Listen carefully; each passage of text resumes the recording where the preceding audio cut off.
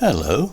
To read all the stories in full, please go to www.steveuk.blog. Thank you. Short story 176. The Abandoned Bakery. The late afternoon sun cast long shadows across the park as the old woman sat on her weathered bench, feeding the pigeons. Her hands, gnarled with age, crumbled pieces of bread, scattering them on the ground. The pigeons, a motley crew of grey and brown, flocked around her, their beady eyes fixed on the offerings. One pigeon, bolder than the rest, hopped closer, its head bobbing with anticipation. The woman smiled, her eyes crinkling at the corners, and extended a piece of bread. The bird pecked it cautiously, then swallowed it whole. Suddenly a young man rushed past, his face etched with worry. He didn't see the woman, and his shoulder collided with hers, sent her sprawling onto the ground. The pigeons scattered, startled by the commotion. The woman gasped in pain, clutching her side. The young man, a medical student named Alex, quickly assessed the situation. He saw that her ankle was swollen and twisted at an unnatural angle. "I think it's broken," he said, his voice calm despite his own rising anxiety. "We need to get you to a hospital." He carefully helped her to her feet, then slung her arm around his shoulder. He looked around for help, but the park was deserted at this time of day. "I can't carry you," he admitted. Do you have a phone?" The woman shook her head. "No, I left it at home." Alex thought for a moment. He remembered seeing an abandoned building across the street, a former bakery that had been closed for years. It was a long shot, but it was their only option. "There's an old building across the street," he said. "It's empty, but maybe we can find something to help us get you there." The woman nodded weakly. With Alex's support, they made their way across the street, the pain in her ankle worsening with each step. Inside the dusty, abandoned bakery, they found a rickety old chair. Alex carefully helped the woman sit down, then used a piece of rope he found lying around to fashion a makeshift splint for her ankle. "This will have to do for now," he said, tying the rope securely. "I'll go get help." He left the woman alone in the dark, echoing building, promising to return as soon as possible. The woman, despite her pain, felt a flicker of hope. This young man, a stranger moments ago, had stopped to help her. In her time of need, he had shown kindness and compassion, reminding her of the goodness that still existed in the world. As Alex hurried back to the park, he spotted a police car patrolling the area. He flagged them down, explaining the situation. The officers, kind and efficient, called for an ambulance and helped the woman into the vehicle. At the hospital, the woman received treatment for her broken ankle. Alex stayed with her until her family arrived, then quietly slipped away. He never expected any recognition for his actions, but the woman's grateful smile as she was wheeled away stayed with him, a reminder of the power of a simple act of kindness. The next day, Alex returned to the park, hoping to see the woman again. He found her sitting on the same bench, her ankles still in a cast, but her face beaming with a warm smile. "Thank you for everything yesterday," she said, her voice filled with gratitude. "You saved me." Alex smiled back, feeling a warmth spread through him. "It was nothing," he said, though he knew it wasn't entirely true. He had made a difference, and that was all that mattered. From that day on, Alex and the woman became friends. They would meet in the park often, sharing stories and laughter. The abandoned bakery, once a symbol of decay, became a reminder of the unexpected kindness that can blossom even in the most unlikely places. Their friendship continued to grow, a testament to the human capacity for connection and the enduring power of a single act of compassion. The memory of that day in the park, a stranger's kindness in the face of adversity, remained etched in their hearts, a reminder that even the smallest gestures can have a profound impact on the lives of others. As their friendship deepened, Alex learned more about the woman's life. He discovered that she was a retired teacher, her life dedicated to nurturing young minds. She had lost her husband years ago and lived alone, finding solace in the quiet routine of her days. One day while sharing a picnic lunch in the park, the woman confessed, "I was so scared that day, Alex. I thought I was going to be stuck there all night." Alex smiled warmly. "I'm glad I could help, Emily. You're always welcome here." Their bond deepened, transcending the initial act of kindness. They found comfort and companionship in each other's company, their lives enriched by the unexpected connection forged in the heart of a deserted park. As weeks turned into months, their friendship blossomed.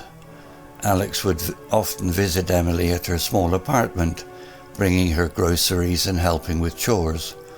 He learned about her childhood spent on a farm, her mischievous younger brother, and her lifelong love of reading.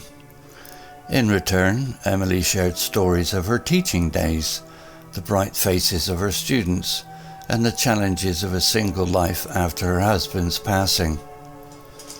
One rainy afternoon, huddled under a blanket with mugs of steaming tea, Emily confided, "You know, Alex, you remind me of my own son." Alex, surprised, looked up. "Really?" "He would have been your age now," she said, her voice tinged with sadness. "He was kind and thoughtful, just like you." Alex felt a pang of sympathy for the loss she carried. He reached out and took her hand, offering a gentle squeeze. "I'm glad I could bring you some of that back, Emily." Their bond deepened further, transcending the initial act of kindness. They found comfort and companionship in each other's company, their lives enriched by the unexpected connection forged in the heart of a deserted park. One day, while walking through the park, they stumbled upon a group of children playing soccer. Emily's eyes lit up with a familiar spark. She sat down on a nearby bench, watching the children with a wistful smile. "I miss teaching," she confessed. "I miss the energy and enthusiasm of young minds." Alex, inspired by her words, suggested, "Why don't you start a story hour at the library? You could share your love of reading with a new generation." Emily's eyes widened with surprise. "That's a wonderful idea, Alex, but I'm not sure if I could." Alex encouraged her, offering to help with the logistics. With his support, Emily gathered her courage and approached the librarian. The idea was met with enthusiasm, and soon, Grandma Emily's Story Hour became a weekly event at the library. The room would fill with children, captivated by Emily's animated storytelling and her infectious laughter. Alex would often be there, helping set up chairs and witnessing the joy she brought to the children. As months passed, Emily's Story Hour became a beacon of warmth and wonder in the community. Children and parents alike looked forward to her sessions, and Emily found renewed purpose and joy in sharing her passion. One evening, after a particularly successful story hour, Emily turned to Alex with a grateful smile. "Thank you, Alex," she said, her voice thick with emotion. "You not only helped me that day in the park, but you helped me rediscover a part of myself I thought was lost." Alex smiled back, a warmth spreading through him. "It was my pleasure, Emily. You deserve all the happiness you find." Their friendship continued to flourish, a testament to the human capacity for connection and the enduring power of a single act of kindness. The memory of that day in the park, a stranger's kindness in the face of adversity, remained etched in their hearts, a reminder that even the smallest gestures can have a profound impact on the lives of others. The abandoned bakery, once a symbol of decay, became a cherished landmark for them. It served as a constant reminder of the unexpected friendship that blossomed from a chance encounter, a testament to the kindness and compassion that can bloom even in the most unlikely places. Usual vocabulary notes. Gnarled, adjective, twisted and knotted, often due to age or wear. Motley crew, noun phrase, a diverse or mixed group of people. Beady eyes, adjective phrase, small, bright and watchful eyes. Collision, noun, a forceful meeting of two or more objects. Commotion, noun, a state of noisy confusion or disturbance. Anxiety, noun, a feeling of worry, nervousness or unease. Deserted, adjective, empty of people or activity. Solace, noun, comfort or consolation in a time of trouble or distress. Echoing, adjective, producing or reflecting sound that is repeated and gradually fades. Gratitude, noun, the feeling of thankfulness and appreciation. Transcend, verb, to go beyond the limits of something to surpass. Compassion, noun, sympathetic concern for the sufferings or misfortune of others. Adversity, noun, hardship or misfortune. Etched, verb, to cut or engrave a design or inscription into a surface. Blossoming, verb, to develop or flourish. Beacon, noun, a source of light or hope.